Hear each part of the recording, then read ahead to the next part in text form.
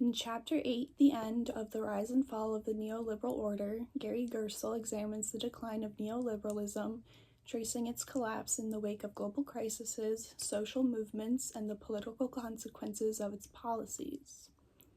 The chapter explores how the neoliberal order, which emphasized free markets, deregulation, privatization, and minimal state intervention, began to shift after decades of dominance in Western economies. In this chapter, Gerstle highlights the 2008 financial crisis as a pivotal moment that exposed the failures of neoliberal governance.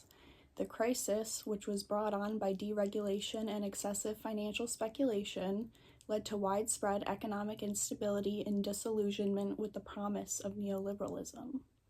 In the wake of the crisis, many people questioned the legitimacy of neoliberal policies, particularly as governments had to intervene in unprecedented ways to stabilize the markets at the time. At the same time, this chapter also addresses the rise of populism, particularly on the right, as a reaction to the inequalities fostered by neoliberal policies. The growing dissatisfaction with economic globalization, increasing inequality, and the erosion of the welfare state contributed to the political climate that led to the election of figures like Donald Trump. On page 271, Gerstle writes that if deregulation, judicial appointments, and tax cuts pointed towards the maintenance of a neoliberal order, however, Trump's assault on free trade and immigration aimed at its destruction. These events have signaled a rejection of the neoliberal consensus that had dominated global politics for decades. This chapter by Gerstle explores how Americans have rallied behind Donald Trump's challenge of the neoliberal order, hoping that he would put America and American interests first. According to Gerstle, many of these people are white Americans that believe that white privilege must be restored internally within the nation, reflecting Trump's sentiments of ethno-nationalism.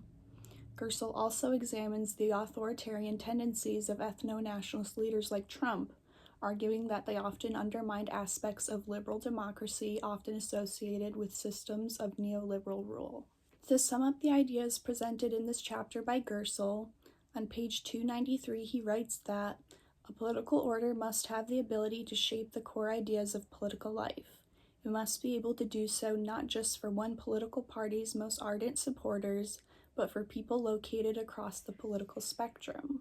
This chapter discusses how the Trump administration has distanced itself from this value, reflecting a broader political shift away from the neoliberal order that the New Deal had once established.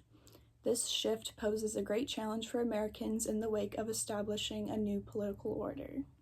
Two questions I have on the reading are: how is ethno-nationalism central to the platforms of conservative leaders such as Trump?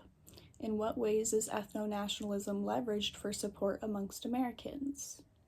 And, with the unraveling of the New Deal order, do you think that the neoliberal order can be restored? What social and political challenges do we face in attempting to reform political order in America?